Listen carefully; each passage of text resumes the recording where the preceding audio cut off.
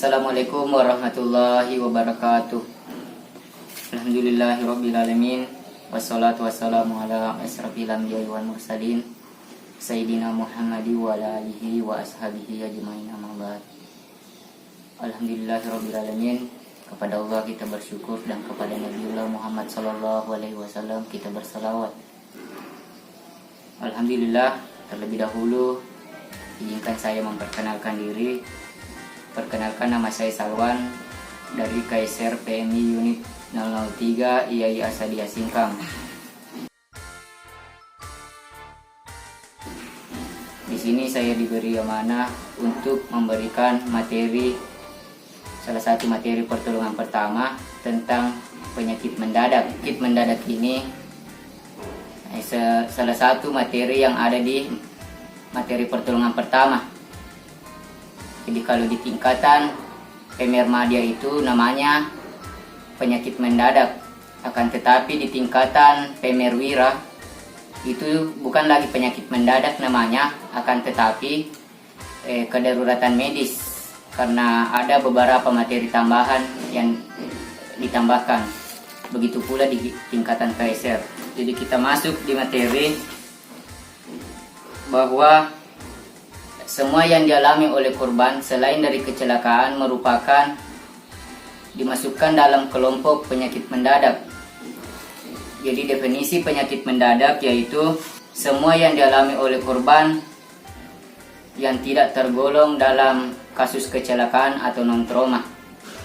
Jadi perlu kita jelaskan bahwa istilah kata non-trauma atau kasus trauma ini mungkin teman-teman sudah pernah mendengarkan di materi penilaian. Di antara materi penilaian di situ ada tentang materi penilaian dini. Di dalamnya di situ tentang menentukan kasus kesan umum. Kesan umum ini terbagi menjadi dua, ada kasus medis dan ada kasus trauma. Jadi kasus trauma yaitu adalah kasus yang biasanya disebabkan oleh adanya ruda paksa yang dapat dilihat maupun diraba. Misalkan kasus patah tulang, kasus bengkak, perdarahan, luka bakar, semua itu dimasukkan ke dalam kategori kasus trauma. Adapun yang kedua, kasus medis adalah kasus yang biasanya tidak disebabkan oleh ruda paksa. Nah, misalkan kasus pingsan, sesak napas, kejang-kejang, semua itu adalah kelompok dari kasus medis. Apabila seseorang mengalami kasus medis, bisa saja mengalami kasus cedera. Kenapa? Ini diakibatkan karena adanya gejala gangguan fungsi tubuh yang terjadi pada seseorang. Nah, misalkan kehilangan kesadaran. Mungkin teman-teman pernah merasakan atau pernah memperhatikan ada seseorang yang kehilangan kesadaran atau pingsan, maka seketika itu bisa saja terjatuh. Bahkan bisa saja saat terjatuhnya itu bisa mengakibatkan adanya cedera di anggota badan tertentu. Teman-teman sekalian, adapun penata laksanaan pada kasus pertolongan pertama, kasus medis, sebenarnya tidak berbeda jauh antara kasus medis yang satu dengan yang lainnya. Intinya di sini adalah kita mampu mengenali kedaruratannya sejak dini. Jadi kita bisa ambil contoh, misalkan pada kasus pingsan, yang pertama kali kita bisa lakukan adalah mengenali kedaruratannya.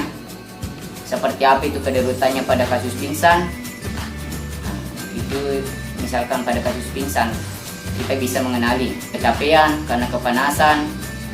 Itu semua adalah kedaruratan dari kasus pingsan.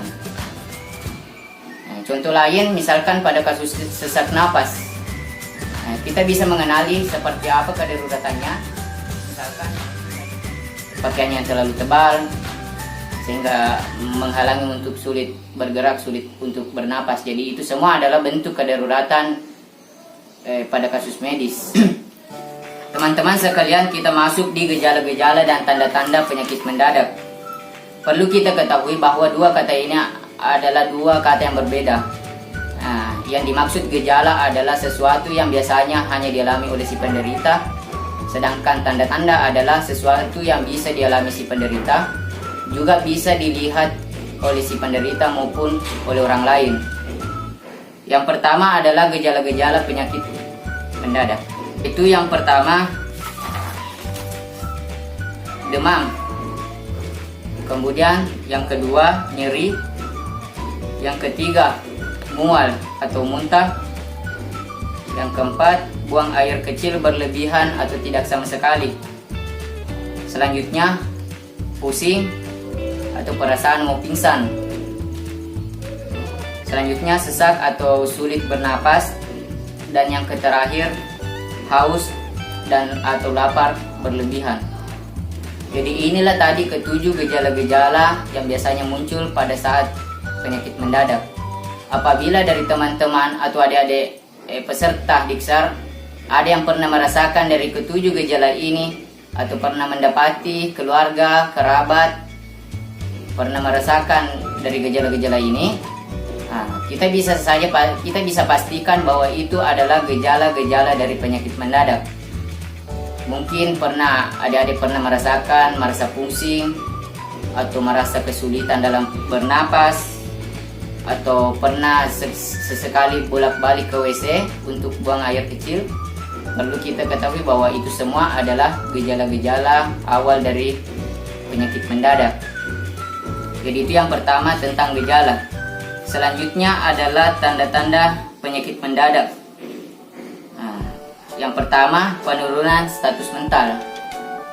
Maksudnya di sini penurunan status mental mungkin biasa saja sebelumnya seseorang itu merasa percaya diri, merasa yakin terhadap sesuatu, akan tetapi karena ada sesuatu hal sehingga ia tidak percaya diri, ia tidak tidak pede. Itu semua adalah tanda-tanda seseorang itu mengalami penyakit mendadak. Selanjutnya, perubahan irama jantung. Kemudian perubahan pernapasan.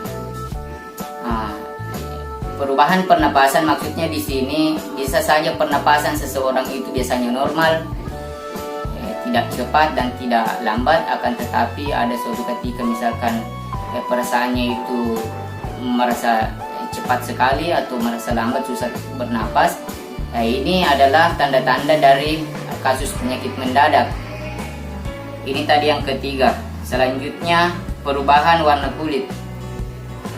Maksudnya di sini kita bisa memperhatikan kulit dari si penderita.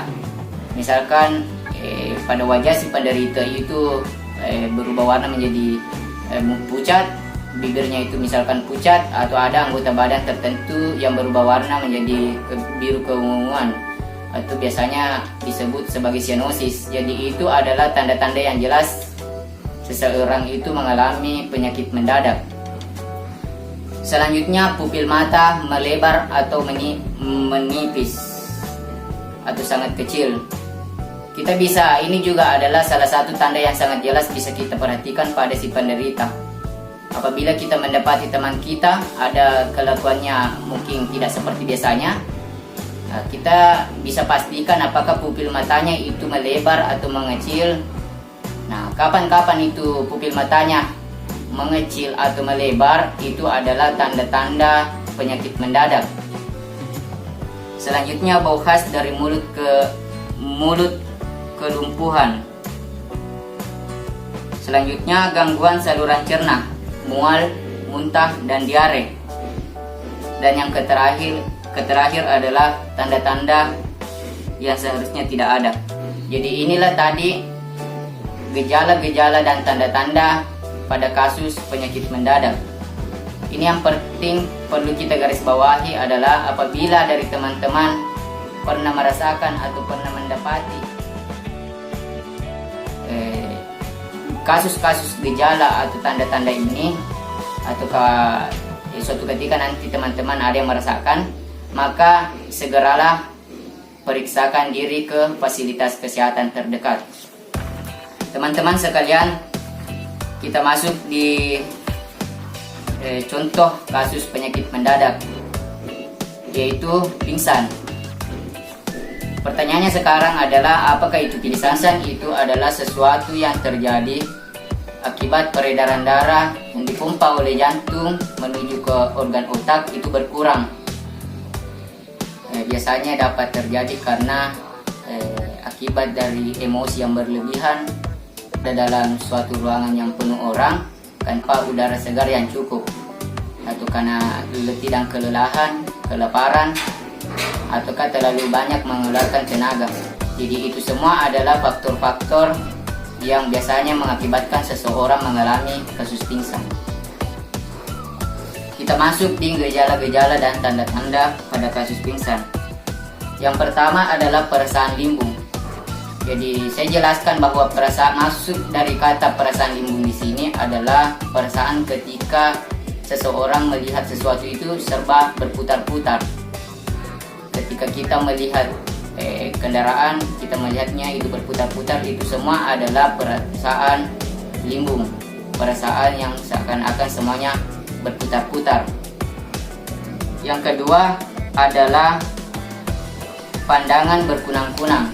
Jadi ini adalah gejala-gejala yang biasanya paling sering dirasakan oleh seseorang. Nah, biasanya seseorang itu pada saat upacara, pada saat melakukan sesuatu, tiba-tiba matanya itu berkunang-kunang. Itu adalah gejala-gejala seseorang itu akan mengalami kasus pingsan. Jadi ini yang kedua. Selanjutnya yang ketiga, lemas, keluar keringat dingin. Nah, ini adalah tanda-tanda yang jelas bisa kita dapati oleh seseorang. Bisa saja kita mendapati teman kita, kerabat kita, ketika melakukan sesuatu mungkin seperti biasanya bisa dia lakukan, akan tetapi pada saat itu dia tidak mampu lakukan karena lemas. Itu adalah gejala dan tanda-tanda yang jelas seseorang itu akan mengalami kasus pingsan. Selanjutnya adalah menguap. Yang kelima, dapat menjadi tidak ada respon yang biasanya berlangsung hanya beberapa menit. Dan yang terakhir, denyut nadi lemah. Jadi itulah tadi gejala-gejala dan tanda-tanda pada kasus pingsan. Selanjutnya, apa yang kita lakukan pada saat terjadi kasus pingsan? Cara menangani atau cara penatalaksanaan seseorang pada kasus pingsan. Yang pertama, kita amankan dulu si penderita ke tempat yang lebih nyaman. Nah, kita ambil sebuah contoh, misalkan seseorang itu pingsan misalkan pada saat upacara. Nah, otomatis upacaranya itu di tengah lapangan. Maka untuk memberikan penanganan, kita amankan dulu si penderita, kita bawa si penderita ke tempat yang lebih nyaman, ke tempat yang misalkan agak teduh. Kemudian setelah itu kita baringkan si penderita, kemudian dengan posisi tungkai yang ditinggikan setinggi 20-30 cm. Tujuannya apa? Yakni untuk memperlancar kembali peredaran darah. Nah, kemudian selanjutnya adalah melonggarkan pakaian. Apabila si penderita itu mengenakan jas, maka sebaiknya kita lepaskan jasnya. Mengenakan jaket, kita lepaskan jaketnya. Nah, apabila si penderita itu mengenakan pakaian yang berlapis-lapis, maka usahakan kita longgarkan, kita lepaskan pakaiannya. Jika perlu kita sisakan satu pakaian kaos saja. Selanjutnya, jika perlu longgarkan ikat pinggangnya. Ini tujuannya apa? Untuk agar si penderita tidak merasa kepanasan. Selanjutnya, periksa, usahakan si penderita menghirup udara segar. Apabila kita telah memberikan perawatan kepada si penderita, kita telah membaringkan si penderita, kita telah melonggarkan pakaiannya, akan tetapi kita bawa dia ke suatu ruangan yang mungkin udara segar terbatas ataukah dikerumuni oleh banyak orang, maka itu percuma saja. Tujuan kita ingin memberikan kenyamanan, justru itu bisa membahayakan kepada si penderita. Kenapa? Karena kita tidak memberikan ruang udara segar kepada si penderita. Jadi ini juga yang paling perlu kita perhatikan pada saat memberikan penanganan kepada penderita kasus pingsan. Kita berikan udara segar, minimal jangan berkerumung atau jangan mengelilingi pada saat memberikan penanganan pada kasus pingsan. Selanjutnya adalah periksa cedera lainnya. Jadi ini yang tadi saya jelaskan pada saat pertama kali tadi. Pada saat seseorang kehilangan kesadaran atau pingsan, pada saat terjatuh, bahkan bisa saja mengakibatkan munculnya cedera di anggota badan tertentu, maka di sini kita periksa. Kita periksa mulai kepala sampai ujung kaki, apakah ada cedera yang diakibatkan atau tidak. Kalau misalkan ada cedera yang diakibatkan karena jatuhnya tadi, maka kita rawat dulu, kita tangani dulu cedera itu. Namun apabila setelah kita cari akan tetapi tidak ada cedera yang didapat, tidak ada cedera yang diakibatkan tadi, maka kita bisa lanjut ke tahap selanjutnya, yaitu memberikan selimut. Tujuannya apa kita memberikan selimut? Yaitu untuk agar tubuh si penderita itu tetap hangat. Karena jangan sampai tadi kita telah melonggarkan pakaiannya, kita telah melepas pakaian yang tebalnya, justru niat kita tadi mau agar dia tidak kepanasan, justru membuat si penderita kedinginan. Jadi di sini kita memberikan selimut agar tubuh si penderita itu kehangatannya tetap terjaga. Selanjutnya, bila pulih usahakan istirahat beberapa menit. Setelah si penderita kita telah baringkan, kita telah pakaiannya telah dilonggarkan, kita telah berikan selimut. Apabila seketika itu si penderita telah sadar, maka bagaimana apapun itu usahakan si penderita tetap dalam keadaan istirahat untuk beberapa menit.